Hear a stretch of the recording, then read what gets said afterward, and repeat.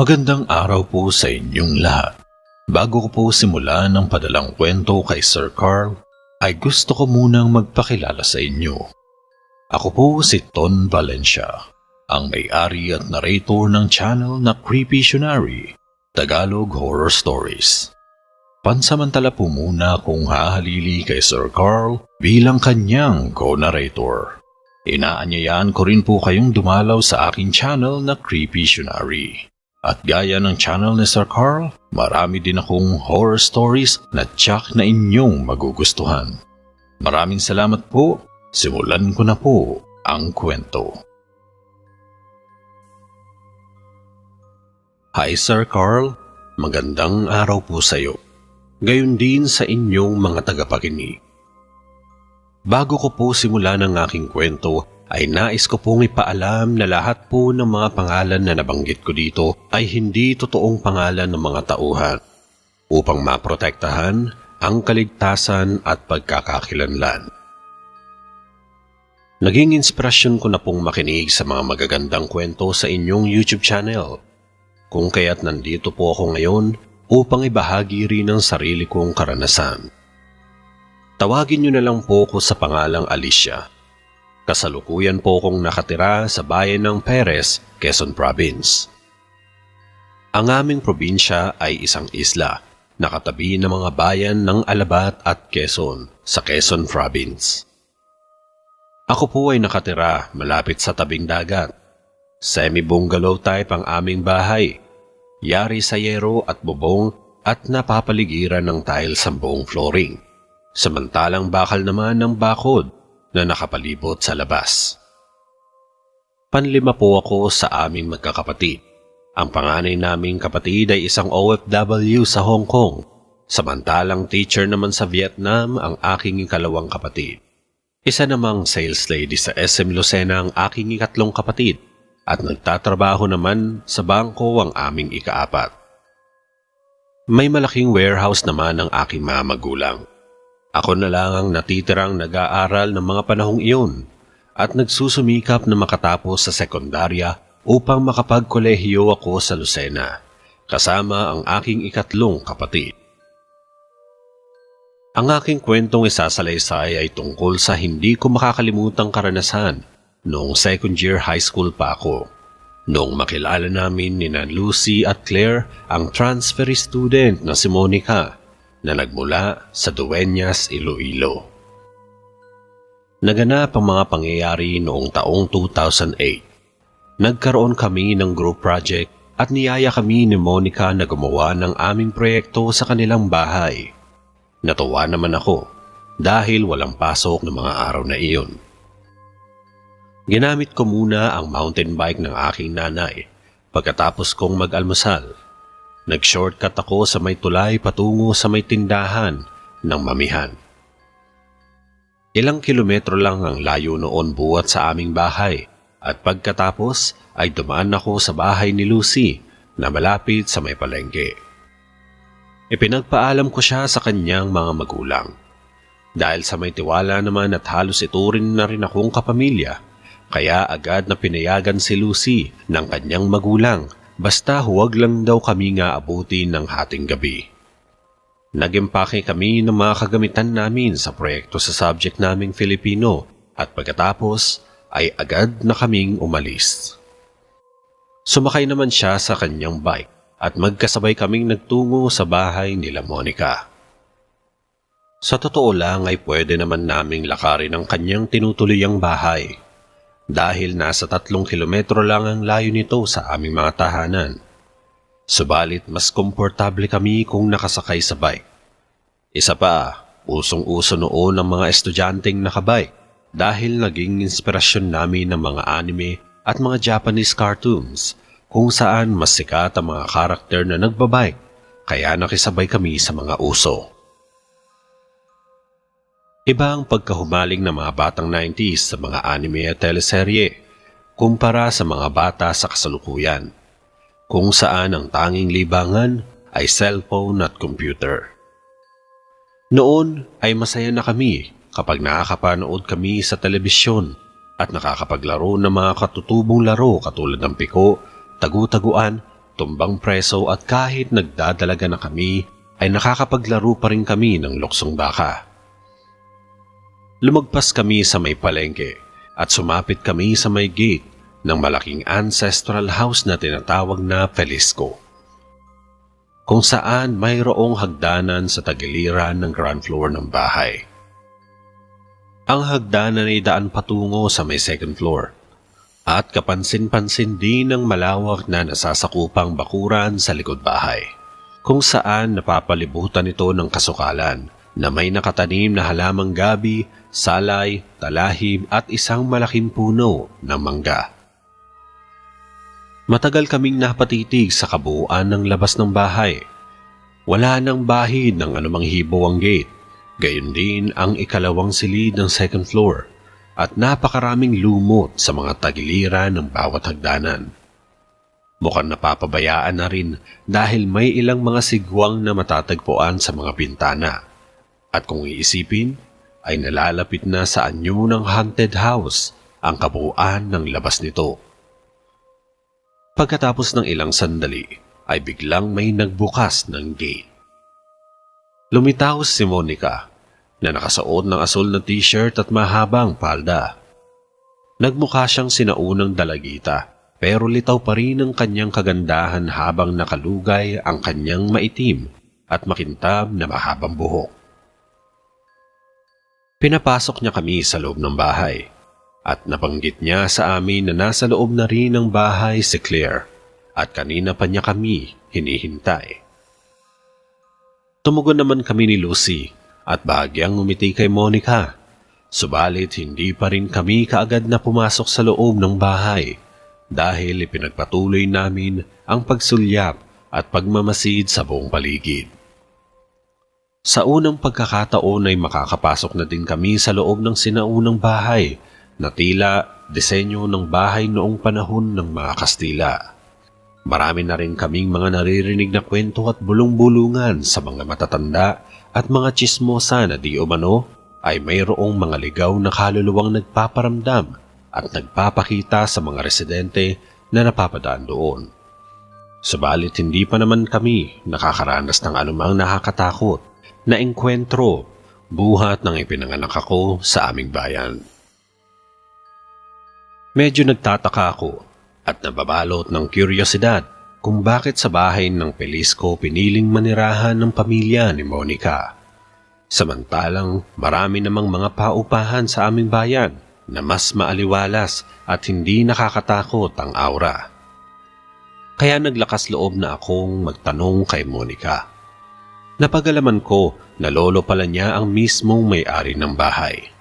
May inaasikasong palayan sa linang ang kanyang mga magulang, kaya minabuti nilang manatili ng kaunting panahon dito sa probinsya. At pagkatapos ng lahat, ay magbabalik na sila sa Iloilo. Habang nagpapaliwanag sa amin si Monica, ay biglang bumalot sa aking katauhan ang matinding kaba. Napagtanto ko na taga-Duenas si Monica at tanyag ang kanyang bayan sa mga aswang. Kaya hindi ko maiwasang kutuban na baka may lahing aswang si Monica. Ngunit ayoko siyang husgahan base sa kanyang pinagmulan. Masyado lang sigurong malikot ang aking imahinasyon at kung ano-anong pumapasok sa utak ko. Makalipas ang ilang sandali ay sinitan na kami ni Monica. Napansin namin na medyo naiirita na siya sa matagal na paghihintay sa amin habang nakasandal siya sa may tabi ng gate. Kaya minabuti na naming pumasok sa loob. Nakabukas naman pala ang pintuan at agad na bumungad sa amin ng kanilang sala. Antigo ang mga kagamitan at yari sa matitibay na kahoy ang mga upuan na mukhang alaga sa barnis at nababalutan ng magagandang nakaukit na disenyo. Malamang ay may caretaker na nangangalaga sa kalinisan at kaayusan sa loob ng buong kabahayan noong hindi pa doon tumitira ang pamilya ni Monica. Maliwanag naman ang sala at napansin ko sa diretsyong daan ay matatagpuan ang kusina, gayon din ang hapagkainan. Sa gawing kanan naman ay mayroong mga silid tulugan at sa kaliwang bahagi ang palikuran. Kasalukuyang nasa may kusina ang mga taong nag-uusap at doon namin inabutan si Claire na masayang kumakain ng pandesal habang nakikipagkwentuhan sa pamilya ni Monica.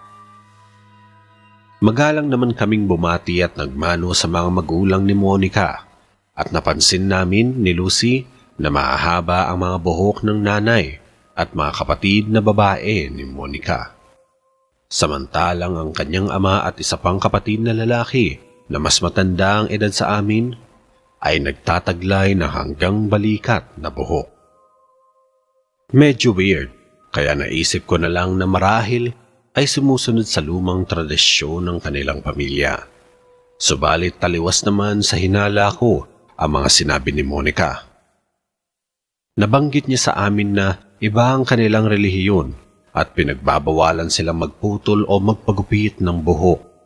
Ang mahabang buhok ay simbolo ng mahabang kasaganahan at biyaya kaya hindi sila nagpapagupit.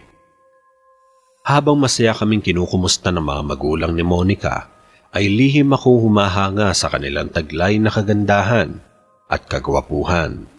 Hawig sila ng mga banyagang Kastila at kapansin-pansin ng malaporselanang kutis, tila mga anak mayaman na malaanghel ang mga inosenteng pagmumuka.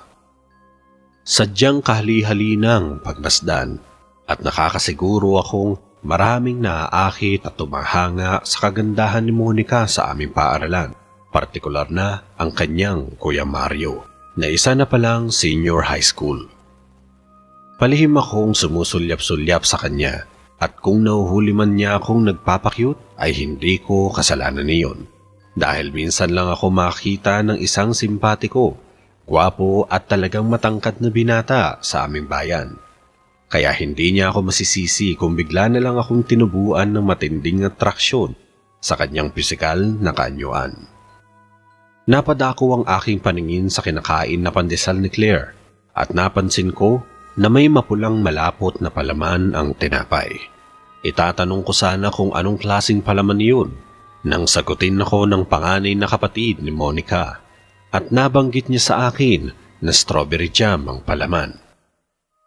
Ikinuha niya ako ng pandesal at pinahiran niya ng maraming jam. Pagkatapos ay sa kanya inabot sa akin. Magalang ko namang kinuha kahit inaabot na ako ng hiya. Ngunit hindi ko na napigilan ang aking sarili. Saglit na kumulo ang aking tiyan pagkakita ko sa malinamnam na kulay ng palaman. Agad kong dinampot ang pandesal at kinain ko sa mabilisang paraan. Lalo pa akong naghangad ng panibagong pandesal, subalit talagang kinontrol ko na ang kasibaan ko at nakipagkwentuhan na lang kay Claire. Hanggang naagaw ang aking atensyon sa kakaibang amoy na sumusulak sa buong kabahayan. Noong una ay hindi ako makasiguro sa amoy dahil naghahalo-halo ang mabaho at talagang nakakasakit sa ilong na amoy. Para bang may damit na nabasa na inilagay sa loob ng kabinet ng 1 linggo. Kahalo ang masangsang na amoy ng sardinas, malansa at hindi nalalayo sa amoy ng dugo. Bumaling ako sa may sala at nakita ko na medyo mahangin dahil sa mga bukas na bintana, kaya naisip ko na magtungo doon pagkatapos ng makipagkwentuhan sa pamilya ni Monica upang makalanghap ng sariwang hangin at maibsan ang nakakasukang amoy sa may bahaging kusina. Lumipas ang ilang sandali ay naisipan na naming magkakaklase na gumawa ng aming proyekto. Hinayaan na muna kami ng pamilya ni Monica na magkaroon ng privacy sa malawak na sala. Nagumpisa kaming maglabas ng mga materyales tulad ng illustration board, marker, lapis na pansusog ng sulatin, Manila paper, ruler, gayon din ang aklat namin sa Pilipino. Pinapagawa kami ng graphic organizer, gayon din ang Venn diagram ng aming guro, upang makapaghambing ng advantage at disadvantage. Gayon din ang pagkakaiba ng pagkakatulad ng dalawang sanaysay na aming pinag-aaralan. Ilalahad naman niyon sa mga susunod na araw bilang group report presentation sa aming buong klase. Magaling sa lettering si Monica, pero gumagamit pa rin siya ng panulat na lapis bago patungan ng marking pen upang mas lalong mapansin ang tuwid at organisadong pagkakahanay ng mga salita. Samantalang si Lucy naman ay mahusay gumuhit at bumuo ng mga hugis, kasama na rin ang kagalingan nito sa paghahambing ng dalawang magkaibang konsepto na sangkap sa sanaysay. Si Claire naman ay magaling kumuha ng pangunahing ideya ng sanaysay at kwento, gayon din ang pagbubuod. At kung ako naman ang pag-uusapan, ang magiging ambag ko lamang sa kanila ay ang pagbuo ng mga pansuport ng detalye, kasama na rin ang kakapalan ng mukha ko sa pagpepresenta ng aming report. Inabot kami ng katanghalian. Matagal kami nag-brainstorming at nagpalitan ng opinyon, kung saan inabot kami ng matinding gutom, lalo nang maamoy namin ang inihandang tinola ng nanay ni Monica. Tuluyan kaming natakam sa aroma nito hanggang sa matikman namin ang masarap na pagkain. Dumako ang hapon, naisipan naming magmerienda dahil kumakalam na naman ang aming mga sikmura. Binuksan ni Claire ang kanyang dalang knapsack at tumambad sa harapan namin ang napakaraming tsokolate tulad ng Curly Tops, Chocobot, isang plastic ng flat tops na tanyag noong kabataan ko. May dala din siyang chicherya tulad ng piatos at prawn crackers. Pumuslit pala siya ng mga pasalubong ng kanyang tiyahin na galing sa Maynila. Hindi na lang niya ipinaalam sa kanyang mga kapatid na bumawas siya ng mga pagkain dahil siguradong aawayin siya ng mga ito once na malaman nila na kumuha na lamang siya ng hindi nagpapaalam. Makailang beses kaming umuya ng mga paborito naming chicherya at mga tsokolate. Talagang nasabik ako sa mga ganoong klase ng pagkain dahil naging comfort ko na rin ang Chocobot at flat top sa tuwing nalulungkot at naiinip ako. Kaya nauubo sa mga naiipon kong mga barya tuwing magpapasko dahil parati kong nauubo sa tindahan sa kabibili ng matamis na candy at tsokolate. Naging banayad na noon ang sikat ng araw. 3:00 na ng hapon ay nakaramdam kami ng matinding antok. Paikab-ikab si Claire sa isang tabi habang tinatapos na sulatan ng mga mahalagang impormasyon ng diagram. Nagtungo naman si Monica sa silid tulugan ng kanyang nanay nang bigla siya nitong senyasan na kakausapin ng sarilinan. May inuutos yatang mahalagang bagay kaya dali-dali siyang nagtungo sa kwarto nito. Naiwan kami ni Lucy na nakasulampak sa sahig habang tinatapos ang layout ng graphic organizer. Kalahati pa lang natatapos naming proyekto nang sumuko na si Claire at naisipan na niyang pumwesto sa mahabang silya at sumandal sa unan. Napansin namin na hindi pa siya natatapos sa sinusulat niya sa diagram, kaya pinilit namin siyang gisingin. Subalit tinakpan niya ang kanyang taenga ng tigkabilang unan at ayaw niyang makinig. Hindi niya kami pinansin at nagpatuloy lamang siya sa pagtulog habang nakataas ang mga paa sa silya. Sandaling tumahimik. Naririnig lang namin ni Lucy ang ihip ng hangin at lagalas ng tubig sa labas ng bahay. Medyo nakakaramdam na rin ako ng matinding antok. Bumabagsak na ang talukap ng aking mga mata at para akong ibon na patuka-tuka sa isang tabi.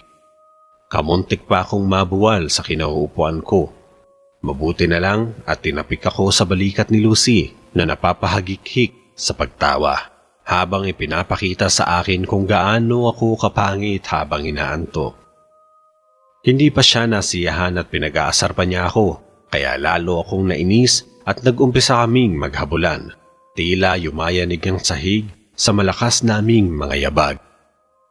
Hindi namin mapigilang mapatili at maghagikhikan, kaya binato namin ng unan si Claire nang maistorbo sa kanyang pagtulog. Hindi rin naman natagalan at bumalik na din siya sa kanyang pwesto. Kinurot ko sa tagiliran si Lucy at ginantihan naman niya ako ng pagdila at pangingiliti sa aking bewang. Subalit saglit kaming napahinto sa aming ginagawa nang may naulinigan kaming ingay na nagmumula sa itaas na bahagi ng bahay. Tila lumalagitik ang sahig dahil may mga yabag ng paa na nagmamadaling naglalakad. Tumigil kami sa paghaharutan at nakiramdam kami sa pinagmumulan ng ingay. Dahan-dahan kaming humahakbang hanggang sa mawala ang maingay na yabag ng paa. Napalitan iyon ng isang bagay na mukhang hinihila sa sahig. Nakakangilong pakinggan at talagang nagpipintig ang aking tainga habang pinakikinggan ang ingay. Parang nagmamadali ang humihila dahil napakabilis ng paglalakad nito. Saglit na huminto at biglang may malakas na kumalabog na kung anong mabigat na bagay sa sahig ng second floor. Halong umaalingaw-ngaw sa apat na sulok na bahagi ng buong kabahayan. Bagya kaming nagulat at nagkatinginan ni Lucy. Hindi namin malaman kung anong aming gagawin, pero kapwa na nangungusap ang aming mga mata. Pilit kaming hinahabol ng mga katanungan at iisa ang laman ng aming isipan. Anong nangyayari sa second floor? Ayaw na sana naming intindihin pa ang nangyari. Dahil baka naglinis ng mga kalat sa second floor at malamang ay nag-aayos ng mga kagamitan. Subalit hindi matahimik ang aming ulirat. Parang ipinagtutulakan kami ng aming mga isip na alamin at lutasin ang kakaibang misteryong bumabalot sa ingay na narinig namin kanina. Kinakabahan kami sa naiisipan naming dalawa at talagang hindi makayanan ng konsensya ko kung ano man ang mangyayari sa amin kung magpupumilit kaming pumunta sa second floor ng bahay. Kaya sinabihan ko si Lucy na wag na lang pansinin ang mga narinig naming ingay at baka naman may inaayos na mga kagamitan o inililigpit na kalat doon, kaya minabuti naming bumalik sa aming ginagawang proyekto. Subalit pagtalikod namin ay may kung anong pumigil sa aming kasunod na pag-akbang. Natigilan na naman kaming dalawa nang makarinig naman kami ng mahina pero ipit na boses. May umuungol pero hindi namin maintindihan ang boses. Nagpupumilit na magsalita ang taong pinagmumulan ng ingay, subalit may nakapasak na kung anong balakid sa bibig nito na patuloy na umaalingaw-ngaw sa second floor. Sumulak ang matinding kilabot sa aking buong katawan. Nagtayuan ang mga balahibo ko at hindi ko mapigilang mapakunot noo habang nakatingala sa kisame. Nilokban ako ng takot at halos manuyo ang lalamunan ko. Sinikap akong kausapin ni Lucy ng pabulong at napagtanto ko na kapwa kami nagulat at na-curious sa anumang bagay na nakadistract sa aming paggagawa ng proyekto. Bagamat binalot na kami ng matinding kuryosidad, ay hindi namin napigilang tuklasin ang hiwaga na nagaganap sa second floor upang matahimik na rin ang aming pag-iisip at matapos na ang kakaibang kaba sa aming dibdib. Luminga-linga kami sa may azotea gayon din sa silid-tulugan ng nanay ni Monica. Subalit walang sino mang miyembro ng pamilya na matatagpuan sa may sala. Kaya nagsumikap kami magtungo ni Lucy sa may hagdanan, patungo sa itaas na bahagi ng bahay. Nagdahan-dahan kami sa pag-akbang, pero sadyang medyo may kalumaan na rin ang bawat baitang, kung kaya't lumagitik ang mga kahoy na hagdanan sa tuwing umaakyat kami pa itaas. Anumang gawing naming pag-iingat ay may maingay pa ring hatid ang aming mga paa habang nakahawak kami sa railings. Nakarating kami sa ikatatlong baitang kung saan natagpuan namin ang napakaraming pinto. Marahil sa second floor nakalagay ang mga silid-tulugan ng mga kapatid ni Monica. Hindi namin malaman kung saang kwarto nagmumula ang ingay, Pero makalipas ang ilang sandali ay nakarinig kami ng mga kaluskos sa may kwarto na matatagpuan sa gawing kanang bahagi ng nakahanay ng mga silid. Lalong lumakas ang loob naming makapasok sa loob ng silid, dala ng matinding kuryosidad. Kahit natatakot kami sa consequences ng gagawin naming pakikialam, ay hinayaan na lang namin ang aming mga sarili na magpadalos-dalos at magpadala sa bugso ng damdamin. Nagtangka si Lucy na hawakan at pihitin ang seradura ng pinto at eksaktong hindi nakalak. Madali niyang nabuksan ang silid at manaka-naka kaming pumasok sa loob. Pagkapasok namin ay sumalubong ang kadiliman. Kinapakapa ko ang dingding at nasumpungan ko ang switch ng ilaw. Binuksan ko ang switch at nagliwanag sa buong silid. Fluorescent lamp ang ilaw subalit aandap-andap saka may kalabuan at anumang oras ay pwedeng mapundi. Luminga-linga kami sa buong paligid at napansin namin na stockroom iyon. Napakaraming kahon, gayon din ang mga gintong trophy na nakalagay sa istante. Napukaw naman ang aking atensyon dahil may napansin akong bukas na brown box na pinaglalagyan ng mga mamahalin at gintong alahas. Nagniningning ang mga batong diamante sa bawat singsing, nanlaki ang aking mga mata at nagsimulang kumati ang mga palad ko. Pinigilan ko man na hindi matukso pero hindi ko makayanang pagmasdan ang mamahaling alahas kaya't sumimple ako habang abala si Lucy na tumitingin sa ibang kagamitan sa loob ng silid. Dali kong dinampot ang gintong kwintas at inilagay ko sa aking bulsa. Sa tinagal-tagal ng panahon ay bumalik na naman ang aking sakit. Nagtataglay ako ng kleptomania, isang pangkaisipang disorder kung saan hindi mapigilan ng pagnanakaw o pakikialam sa mga bagay na hindi naman kinakailangan. Matagal akong nabuhay sa ganoong problema at maging ang aking pamilya ay wala ring nagawang solusyon kundi ay payuhan ako. Dahil wala silang sapat na pera noon upang maipagamot ako sa isang psychiatrist o gumastos ng malaki sa pagpapaterapi.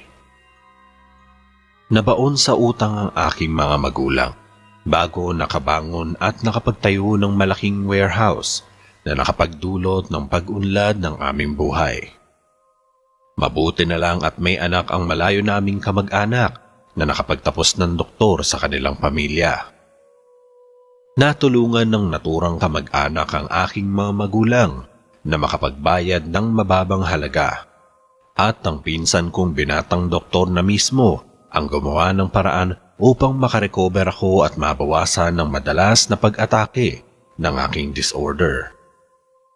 Gumamit ng cognitive behavioral therapy ang kapinsan ko at medyo inabot din kami ng ilang buwan sa bawat session bago ako nakaiwas sa patuloy na pagnanakaw.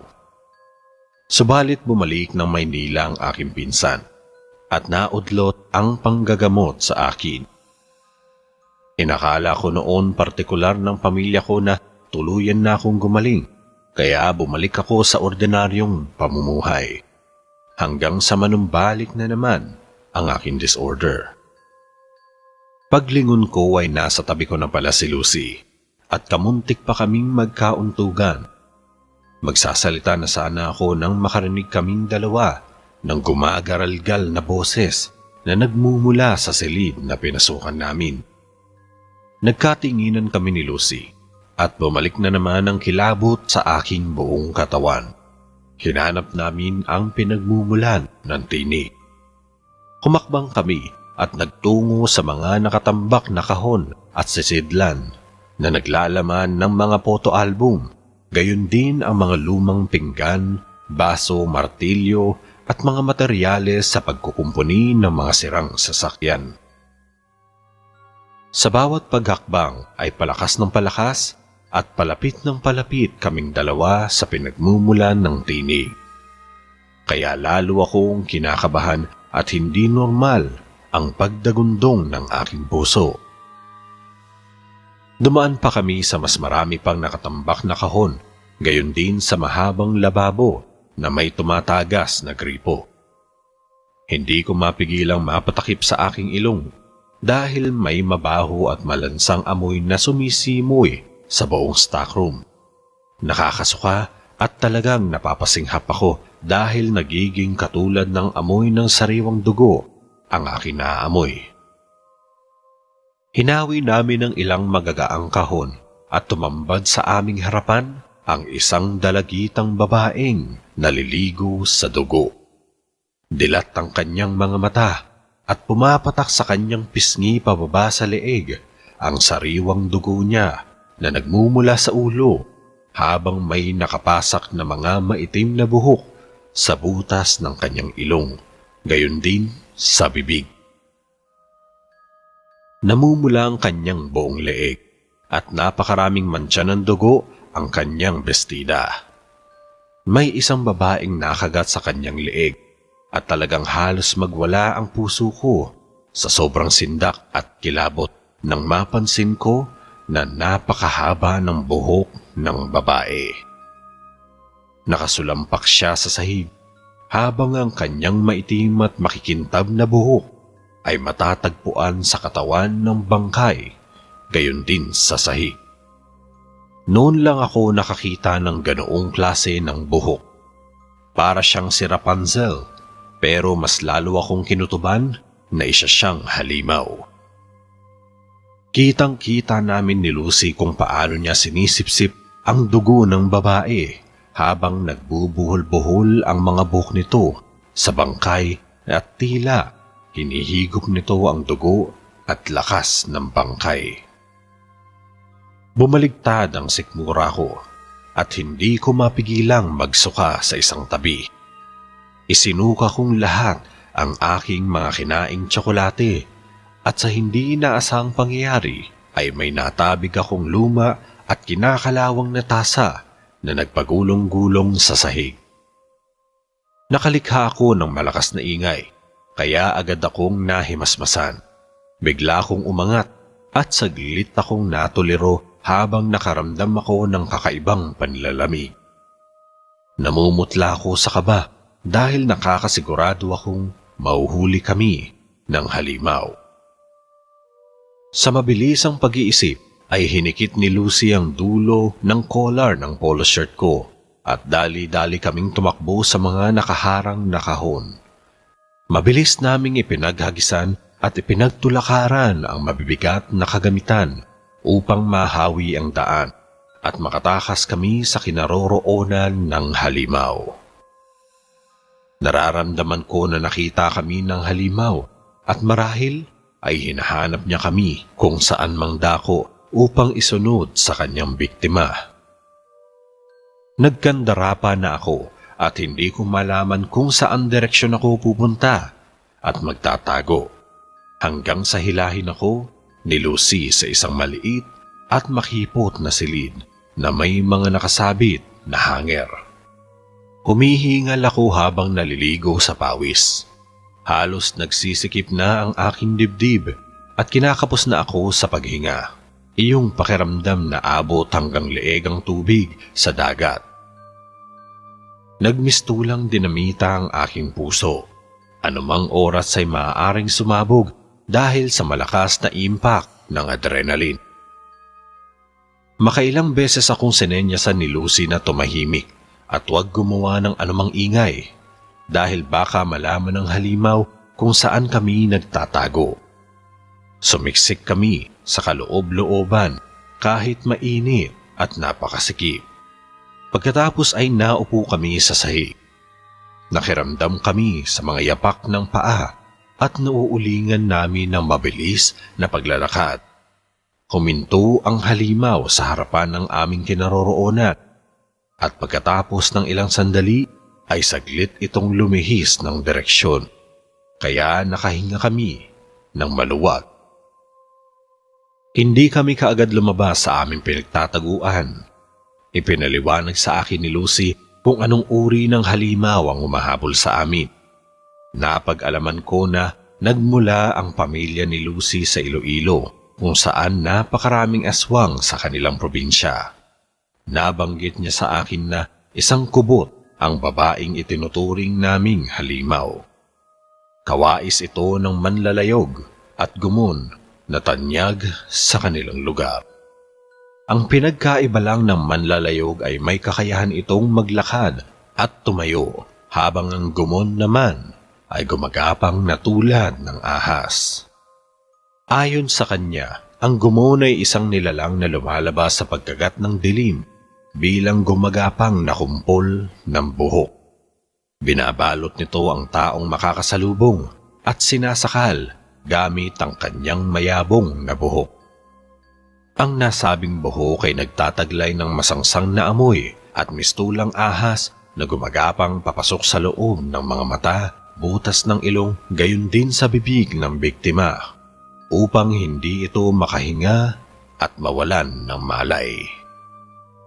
Habang nakikipagbuno ang gumon sa biktima nito, ay hihigupin niya at sisipsipin ng dugo at lakas ng kanyang biktima hanggang sa maging butot balat na ang bangkay ng biktima. Ang tanging makakapatay lamang sa gumon o kubot ay ang apoy, dahil takot sila sa anumang nagniningas na apoy, gayon din sa gunting. Agad na kinuha ni Lucy sa kanyang bulsa ang isang mahaba at malaking gunting. Kalakip ang mahabang kaha ng posporo kung saan ipinakita niya sa akin ang ilang piraso ng mga pulang posporo. Idinagdag pa niya sa kanyang mga isiniwalat sa akin na takot ang aswang na kubot sa kislap ng mga sinindihang pulang posporo. Ibinigay niya sa akin ang malaking kaha ng posporo at mabilis ko itong inilagay sa aking bulsa hanggang sa may lumitaw na babae sa aming harapan. Halos napasigaw kami sa sobrang gulat nang tumambad sa aming harapan si Carmela na kapatid ni Monica. Nakapusod ng paitaas ang kanyang buhok gamit ang isang malaking clam. Saglit kaming natigilan at inobserbahan namin siyang mabuti, subalit nananatili pa rin siyang tao. Medyo nairita siya sa amin dahil bigla na lang kaming lumitaw sa stockroom sa hindi malamang kadahilanan. Tinanong niya kami kung bakit kami nagawi doon, pero hindi namin siya kaagad nasagot dahil luminga-linga kami sa paligid at nanigurado kami na walang kubot sa paligid. Nagtataka kami na bigla na lang nawalang parang bula ang halimaw.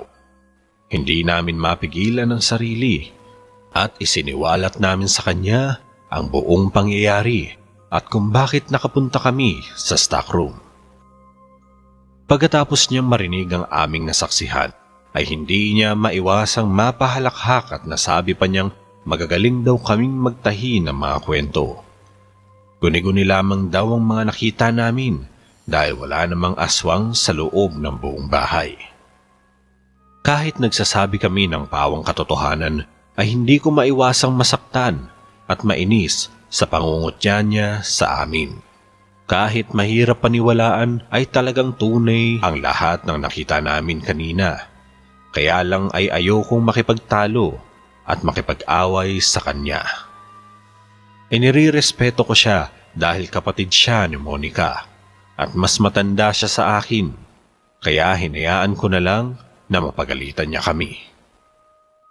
Sinikap niya kaming palabasin sa silid at binalaan na huwag makialam sa anumang kagamitan sa loob, kaya lang ay hindi ko makontrol ang pagiging pakialamera nang mapansin ko na may mapulang bahid ng likido sa tabi ng kanyang bibig.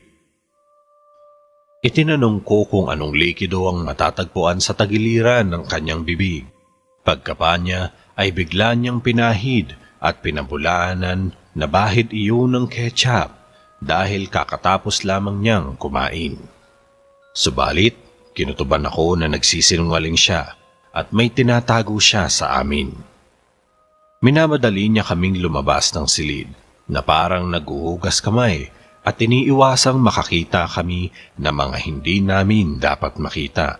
Ngunit sumimoy na naman ang mabahong amoy ng silid. Malapit na kami sa may bahaging pinto nang mapansin ko sa isang banda sa di kalayuan na pinagmulan ng mga nakasalansang na kahon ang nakahandusay na bangkay ng babae. Ibang-iba na ang itsura dahil nagmistulang kalansay na binubuo ng butot balat ang kanyang kabuuan. Umakyat ang kilabot sa aking ulo. Bahagyang nanlaki ang aking mga mata na nakapukaw sa kanyang atensyon at bigla siyang lumingon sa direksyon na akin tinitingnan. Hindi ko na siya hinintay na bumaling sa akin ang tingin. Dali-dali kaming nagtungo sa may pinto ni Lucy nang biglang nahulog sa bulsa ko ang gintong kwintas na kinuha ko sa brown box at eksaktong bumagsak iyon malapit sa paa ni Carmela. Dinampot niya ang kwintas at sinipat ng mabuti bago niya ako binalingan at nasindak ako sa panlilisik ng kanyang mga mata. Animoy nagbabaga ang namumula niyang mga mata. Sinigawan niya ako at tinawag na magnanakaw bago natanggal ang clam sa kanyang mga buhok. Pero bago pa maganap ang kinatatakutan ko, ay nabuksan ni Lucy ang pinto. Agad kaming lumabas sa pintuan, subalit inabot kami ng kamalasan. Nadapa si Lucy. Binalikan ko siya pero huli na ang lahat. Tumalsik ang gunting sa isang tabi. Sinikap kong tulungan si Lucy, subalit mabilis na gumapang ang kubot habang ang kanyang mahaba at maitim na buhok ay patuloy na naglalakbay patungo sa kinaroroonan ng aking kaibigan. Noon, napagtanto ko na isang kubot si Carmela at mabalasik ang kanyang anyo. Mas masahol pa siya sa sikat na Japanese horror character na si Sadako sa pelikulang The Ring. Talagang nagmistula siyang ahas at nangingilabot ako na hinawakan ng mga kamay ni Lucy. Pero pinaluputan ng mahabang buhok sa leeg ang aking kaibigan. Nakipaghilahan ako sa kubot, ngunit malakas ang puwersa ng halimaw, kaya tuluyan akong napahiga sa sahig. Bumangon ako at napansin ko na natangay ng kubot si Lucy. Kasalukuyan siyang nakikipagbuno habang napapalibutan siya ng napakaraming buhok sa kanyang buong katawan at halos nagdidilim ang paligid ng aking kaibigan. Tinignan ko ang aking wristwatch at eksaktong 6:30 na pala ng gabi at kinapakapa ko ang ibinigay ni Lucy na kaha ng posporo sa aking bulsa. At pagkatapos kong matagpuan iyon, ay binuksan ko ang kaha. Pagkatapos ay buong lakas na ikiniskis hanggang sa lumikha ng silyab. Napasigaw ako nang masaksihan na sinasakal ng kubot si Lucy. Napasukan ng mahabang buhok nito ang butas ng ilong, gayon din ang bibig ng aking kaibigan. Lumapit ako sa kanya at naalarma ang kubot na punong-puno ng dugo ang buong bibig. Napapalirit siya sa ipit na boses at dali-daling pinakawalan si Lucy. Gumapang siya palayo upang maiwasan ng ningas ng apoy. Napakabilis niyang kumilos at talagang hindi ko siya naabutan. Pumasok siyang muli sa loob ng storage box at nanatili ako sa tapat ng aking kaibigan. Nabitiwan ko ang posporo at tuluyang namatay ang ningas ng apoy. Napaluwa ko habang inihiga ko sa aking kandungan ng ulo ni Lucy. Naghihingalo siya habang pumupulandit ang sariwang dugo mula sa kanyang bibig. Kahit nahihirapang magsalita, ay pinilit niya akong utusan na tumakas at tumakbo, dala ang gunting, gayon din ang kaha ng posporo. Parang winasak ang puso ko habang pinagmamasdan ko ang napipintong kamatayan ni Lucy na mga oras na iyon. Gusto kong humingi ng tulong, subalit natatakot ako na baka bumalik ang kubot at mapahamak pa si Claire sa ibabang bahagi ng bahay, ngunit kailangan ko siyang mabigyan ng babala upang makapag-ingat siya at makatakas kami sa kinaroroonan namin. Sumuka pa ng masaganang dugo si Lucy bago tuluyang binawian ng buhay. Hindi ako kaagad nakabawi. Pinagmasdan kong mabuti ang anyo ng aking kaibigan. Namatay siya sa kamay ng mga kampon ng kadiliman na hindi niya man lang natupad ang kanyang mga pangarap. Sumulak sa aking puso ang matinding galit kahit hindi pa rin napapawi ang kaunting takot at kilabot na aking nararamdaman. Gusto kong patayin ng kubot na pumatay kay Lucy, kaya nanindigan ako sa aking layunin. Dahan-dahan kong inihiga sa sahig si Lucy na tigmak ng masaganang dugo. Nabalutan na din ng mantsa ang aking damit. Sinikap kong tumayo at palingon-lingon ako sa paligid hanggang sa makita kong muli ang malaki at matalas na gunting. Iginayak ko ang mga kagamitan na pamuksa sa kubot. Sa totoo lang ay hindi naman ako marunong gumamit ng mga armas, lalo na kung papatay ako ng mga kampon ng kadiliman. Ngayon lang ako nakarinig ng mga ganong klaseng na aswang. Madalas, mga pangkaraniwang aswang at mga manananggalang madalas kong naririnig sa mga kwentuhan ng mga residente sa aming bayan. Pero nagbaka sakali ako sa posibilidad na makapatay ako ng mga kubot. Nagsisimula na ako humawak sa balustre sa second floor nang biglang may narinig akong malalakas na tili at palahaw sa ibabang bahagi ng bahay. Pinakinggan kong mabuti at na-realize ko na si Claire ang babaeng sumisigaw. Bahagyang nanlaki ang aking mga mata. Malamang ay inatake na rin siya ng kubot, kaya binilisan ko na ang aking paghakbang patungo sa hagdan at wala na akong sinayang na oras. Nagmamadali na akong bumaba sa hagdan habang nakahawak sa bawat guyabnan bilang pansuporta upang hindi ako mahulog pababa. Pagkababa ko sa mga natitirang baitang ay hindi ako nakapagkontrol at tuluyan akong napadulas hanggang sa nagpagulong-gulong patungo sa huling baitang. Mabuti na lang at hindi matindi ang pagkakabagsak ng ulo ko sa semento. Medyo kumirot ang aking likuran patungo sa aking puwatan. Matindi ang impact. Talagang hinahabol ako ng panganib.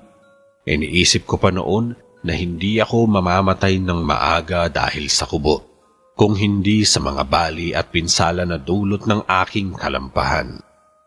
Sinubukan kong tumayo sa mabagal na paraan. Subalit nang makatayo ako ng tuwid at hinarap ko ang kinaroroonan ni Claire, ay nasindak ako sa mga kasunod kong nasaksihan. Nakasulampak si Claire sa sahig at talagang magulo ang kanyang buhok. Naliligo siya sa pawis habang walang patid na sumisigaw at maluha-luha pinagbabatuhan ang mga babasaging florela, gayon din ang iba pa niyang madampot na kagamitan sa mga gumagapang na kubot.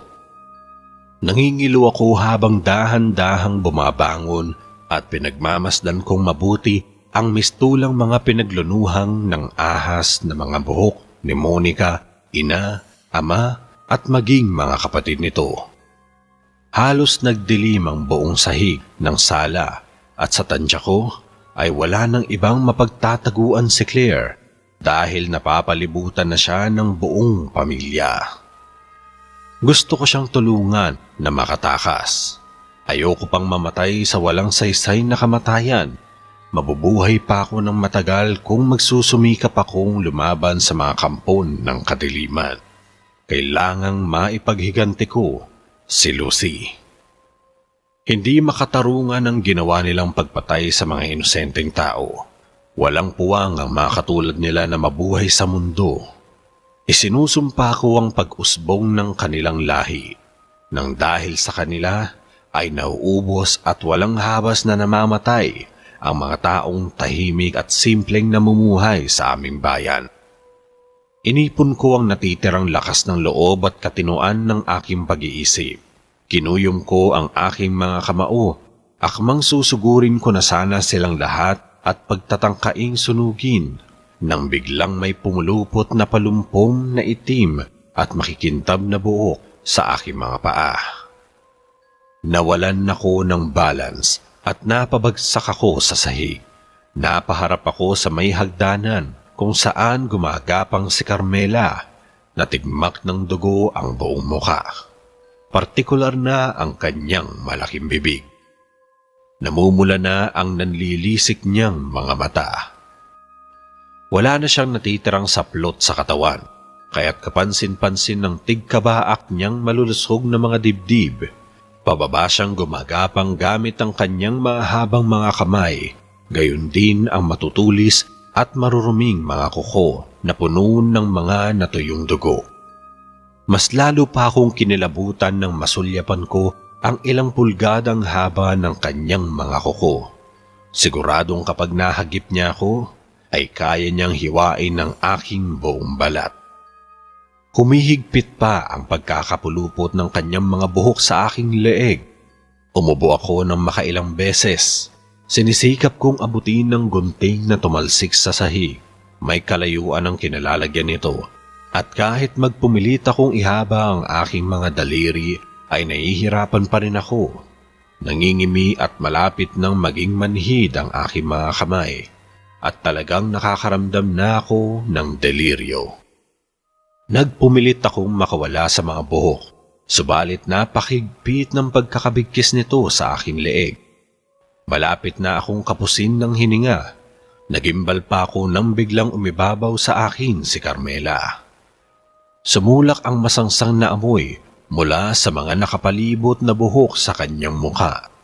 Tumulo pa sa aking mukha ang malapot niyang laway na may kasamang sariwang dugo na nagmumula sa kanyang bibig. Nag-uumpisang gumalaw ang mga hibla ng kanyang buhok patungo sa aking mukha. Tila mga galamay ng pugita na may sariling pag-iisip. Nanlalaki ang aking mga mata at kung ano-anong pumapasok sa isip ko. Pinipilit ko pa rin nakapain ng gunting hanggang sa pumutok ang mga buto ko sa aking mga daliri. Gumagapang na ang kanyang mga buhok sa aking mga mata nang tuluyan ko nang mahagip ang gunting. Iniharang niya ang kanyang mga kamay at balak pa niyang takluban ang aking buong mukha nang bigla ko siyang mahagip at mabilis kong naitarak sa pinakamalalim na ugat ng kanyang kamay. Bahagya siyang nagulat at napaatras. Sa pagkakataong iyon ay lumuwag ang pagkakasakal niya sa aking leeg, kaya nakaiwas ako. Umubo ako ng makailang beses habang humihingal at hinahabol ang aking hininga. Bumabangon ako kahit nakakaramdam ako ng matinding pagkahilo. Ngunit napaigtad ako nang biglang may humabas sa aking likuran. Pagkalingon ko ay napansin ko na hinahampas ako ng mga buhok ni Carmela. Ginawa niya akong latigo at nagpatuloy pa rin siyang paulanan ako ng napakaraming palo sa aking katawan. Hindi ko magawang makaatake dahil makailang beses akong napahiga sa sahig dulot ng masasakit na latay sa aking katawan. Subalit, humanap pa rin ako ng tiyempo upang mapuruhan ang aswang. Hanggang sa mahagip ko ang dulo ng kanyang buhok, hinila ko sa abot ng aking makakaya kahit na iwinawas-iwas niya ako sa mga dingding kung saan napapatama ang aking katawan sa matitigas na semento. Kinuha ko ang gunting at manakanakang pinaggugupit ang buhok, subalit hindi rin ako kaagad nagtagumpay dahil makapal at mahirap gupitin ang kanyang buhok. Kaya kinuha ko sa kaibuturan ng aking bulsa ang kaha ng posporo. Dali-dali kong sinindihan bago pa siya muling makaatake sa akin. Lumaki ang ningas ng apoy at hindi ako nagdalawang isip na itapon sa kanyang malalago at makakapal na buhok hanggang sa unti-unting nagliyabang dulo ng kanyang mga buhok paakyat patungo sa anit. Napasigaw ang kubot at hindi niya namalayan ang gagawin habang nagwawalang tinutupok ng apoy ang kanyang buong buhok. Hindi niya ako magawang sundan dahil nangihina na rin ang kanyang kapangyarihan. Samantala, binalikan ko naman si Claire at napansin ko na nakatali ang kanyang tigkabilang mga kamay. Nakapalibot sa kanya ang buong mag-anak habang sinusugatan siya sa mukha ni Monica at sinisipsip nito ang sariwang dugo na nagmumula sa kanyang matutulis na mga kuko. Nag-uusok na ako noon sa sobrang galit, lalo nang mapagmasdan ko na tumutulo na ang mga luha sa mga mata ni Claire habang namimilipit na nagmamakaawa kay Monica. Sinigawan ko silang lahat at kahit hindi ako palamura ay pinalabas ko sa aking talipandas na bibig ang mga kataghang hinding-hindi nila makakalimutan. Sagad sa buto ang kanilang kasamaan at hindi ko sila mapapatawad sa ginawa nila sa mga kaibigan ko. Napukaw ang kanilang atensyon at lumingon sila sa direksyon ko. Nanlaki ang kanilang mga mata nang mapansin na nasusunog ang buhok, gayon din ang buong katawan ni Carmela. Pinanlisikan ako ng mga mata ng kanilang ina, gayon din ng ama, mga kapatid na babae, pati na rin si Mario. Tuluyan nang nawala ang aking paghanga sa kanya. Napalitan ng matinding imbot. Kinamumuhian ko silang lahat at kung makapatay man ako, gusto ko silang ubusin at wala akong ititira sa kanilang lahat. Ramdam ko ang galit at poot ng buong pamilya. Pakiramdam ko ay gusto nila akong kainin ng buo sa malulupit nilang mga pagtitig sa aking mga mata. Hindi ako nagpasindak sa kanila, bagkus ay inihanda ko ang aking sarili sa anumang gagawin nilang pagsalakay. Hinawakan ko mabuti ang kaha ng posporo at nanindigan akong nakatayo habang hinihintay ko silang lumapit. Sa isang kisap mata ay sinalakay nila akong lahat. Naglabasan ng mahaba nilang mga buhok at mabilis silang gumapang sa sahig. Nagmamadaling nagtungo sa aking kinatatayuan pero hindi ko sila hinayaang makasunggab at makapaminsala sa akin.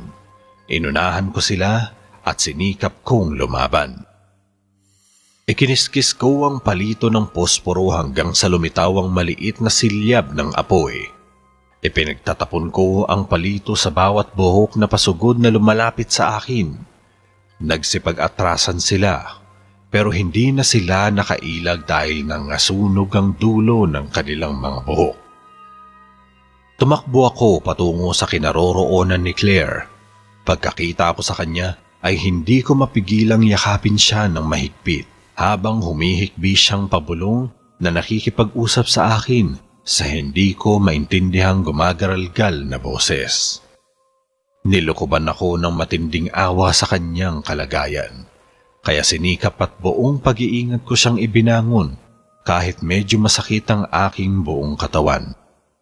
Isinampay ko sa aking balikat ang kanyang braso at kamay at manaka-naka kaming nagtungo sa may pinto palabas ng bahay. Ipinihit ko ang bisagra sa matagal na sandali. Kamuntik pa kaming mahagip ni Claire ng ningas ng apoy. Mabuti na lang at bago pa masunog ang suot kong damit, ay napihit ko ang bisagra. Tuluyang nabuksan ang pintuan at nakalabas kami sa loob ng bahay. Subalit hindi pa pala doon natatapos ang kalbaryo namin ni Claire dahil nakalak ang gate. Kailangan ng maso anumang palakol na maaaring makasira sa malaking kandado. Lumingon ako sa loob ng bahay at napansin ko na may asarol na nasa tabi ng isang lamesang natutupok ng apoy sa sala. Nag-iisip ako kung paano ko makukuha ang asarol dahil siguradong bago pa ako makalabas ng bahay ay masusunog ako kasama ng mga kubot, ngunit pinanghawakan ko ang kaunting porsyento ng pag-asa at posibilidad na magtagumpay ako upang makatakas kami sa ancestral house. Pinanghahawakan ko na lang ang pananalig sa Diyos kahit hindi ako palasimba at madalang akong magdasal. Isinandal ko si Claire sa isang tabi ng halaman. Medyo unconscious na siya ng mga oras na iyon at malamang ay hindi na niya alam kung anong nangyayari sa akin. Nagantada na muna ako bago pumasok sa loob. Umiwas ako sa mga nagliliyab na kagamitan. Sobrang init sa loob ng sala at talagang sumasakit na ang aking mga mata sa alimpuyo ng ningas ng apoy. Napansin ko ang ilang sunog na katawan na natutupok ng apoy. Nakakatiyak akong katawan iyon ng mga kubot. Sa wakas ay napatay ko na rin sila. Kahit medyo pinanghihinaan na ako ng loob, ay sinikap kong damputin ang asarol bago pa ako maabot ng malaking silyab ng apoy. Paika-ika akong lumakad palabas ng bahay at pagkatapos ay napaluha ko sa sobrang galak na binuhay pa ako ng Diyos sa kabila ng paghihirap na naranasan ko kanina sa piling ng mga kubot. Ginamit ko ang natitirang lakas. Hinataw ko ng makailang beses ang kandado hanggang sa tuluyang masira ang pagkakahawak nito sa tarangkahan. Itinapon ko sa isang sulok ang asarol at tinulungan kong maalalayan si Claire hanggang sa tuluyan na siyang magising at magkaroon ng malay.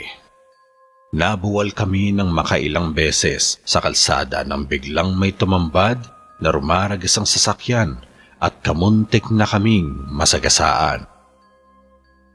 Huminto ang driver ng sasakyan pero nanatiling bukas ang headlight ng kanyang sasakyan na nakatapat sa aming dalawa. Lumabas sa loob ng sasakyan ang isang lalaki at tinatanong niya kung hindi kami nasaktan, subalit tuluyan na akong nanghina. Nawalan ako ng malay hanggang sa mapabagsak ako sa gitna ng highway. Kinabukasan, nagising na lang ako na nasa loob ng aming bahay. Nalaman ko mula sa aking ina na may tumulong sa amin ni Claire na mga barangay tanod gayon din ng ilang kagawad. Isinakay pala kami ng aking kaklase sa loob ng ambulansya bago kami ginamot at inuwi sa aming bahay. Bigla kong naalala ang ancestral house, gayon din ng mga kubot, lalong-lalo na ang aking kaibigan na si Lucy. Batay sa salaysay ng aking ina, pinagtulungang maapula ng mga kawani ng barangay, gayon din ng mga kapitbahay ang sunog. At may mga bahagi ng bahay na nasira ng apoy. Dagdag pa niya na may mga natagpuang mga bangkay sa loob ng ancestral house. Humigit kumulang 20 katao na ang naagnas na bangkay. Karamihan sa mga bangkay ay mga kabataan at estudyante sa sekundarya. Natagpuan din ang katawan ni Lucy na hindi gaanong natupok ng apoy kaya nakilala. Lubos na ikinagulat ng kanyang pamilya ang nangyari sa kanya at hindi nila matanggap ang naging kamatayan nito. Gusto sana akong makausap ng mga magulang ni Lucy upang tanungin kung ano ang totoong nangyari sa amin. Subalit, minabuti na muna daw nilang hayaan na muna akong gumaling at makarecover bago nila kausapin. Masakit din sa akin ang nangyari kay Lucy at kung paniniwalaan sana nila ako sa trahedyang inabot namin sa ancestral house, ay malamang hindi na rin iyon mahalaga dahil wala na si Lucy at hindi na maibabalik ang kanyang buhay. Dumako ako sa pagtatanong sa pamilya nila Monica at laking gulat ko, hindi natagpuan ng mga labi ng kanilang mga bangkay. Bagkus ay mga naiwang hibla ng maitim na buhok sa buong kabahayan. Naisip ko na hindi guni-guni o imahinasyon ng tungkol sa mga kubot, pero sa bahagi ng aking pag-iisip ay nandoon pa rin ang kakaibang misteryo kung namatay ba o nakaligtas ang buong pamilya ni Monica. Pagkatapos na magsalaysay sa aking ina, ay hindi ko napigilang mapahugulgol ng pag-iyak. Tinapangan ko at isiniwalat ang buong katotohanan. Bagamat naguluhan siya sa daloy ng aking kwento at nagtatalo pa rin ang isip kung paniniwalaan ba o hindi ang aking mga sinasabi. At sa huli ay nahabag siya sa naging sitwasyon ko at nagpapasalamat siya na nabuhay pa ako pagkatapos ng insidente ko sa kubot. Lumipas ang ilang araw at inihanda ko na ang aking sarili na makipag-usap sa ibang tao. Kumarap ako sa pamilya ni Lucy kasama ko si Claire. Inilahad namin ang aming naging karanasan. Buong akala ko ay susumbatan at isusumpa kami ng kanyang pamilya, kaya laking gulat namin nang malaman na naniniwala sila sa aming mga sinabi. Lalo pa nang madiskubre nila na nagtungo sa aming eskwelahan si Ginang Salvacion na ina ni Monica upang makipag-usap sa prinsipal. Ipinaliwanag pala nito na namatay sa isang kahindik-hindik na aksidente ang kanyang buong pamilya at siya lamang ang maswerteng nakaligtas. Kaya upang makalimot at makarecover sa matinding kalungkutan, ay kinakailangan na niyang bumalik sa Iloilo para makapagsimula ng panibagong buhay. Pinaniwala nito at binilog ang ulo ng prinsipal bago pa siya tuluyang maglaho at hindi na nagpakita pang muli sa aming bayan. Nanindig ang aking balahibo sa pagkarinig ko sa mga kwento ng mga magulang ni Lucy. Nakaligtas pala ang ina ni Monica sa sunog at sigurado akong sa mga susunod na panahon ay muli itong magpapatuloy sa paghahasik ng lagim. Nanatiling matibay pa rin ang haligi ng ancestral house at nirenovate ng ilang bahagi ng loob ng bahay. Kaya napalitan ng ilang kagamitang nasunog kahit na matagal nang wala pang pumapalit na tumitira doon. Wala rin akong idea kung sino ang gumagastos at namamahala sa isinasagawang renovation. Basta ang mga dayuhang kontraktor lang ang nagtungo na nagsasagawa ng renovation at restoration. Sa kasalukuyan ay nananariwa pa rin ang alaala ng aking nakaraan kahit na mayroon na akong pamilya at namumuhay ng simple sa aking bayan. Ngunit nagpapasalamat pa rin ako sa Diyos dahil binibiyayaan niya kami ng mahabang buhay, panibagong pag-asa at lakas ng pangangatawan sa araw-araw na hamon ng buhay. Maraming salamat po sa pakikinig. Hanggang dito na lang po ang aking kwento. Lubos na gumagalang, Alicia. Mag-iingat po kayong palagi at hanggang sa muli.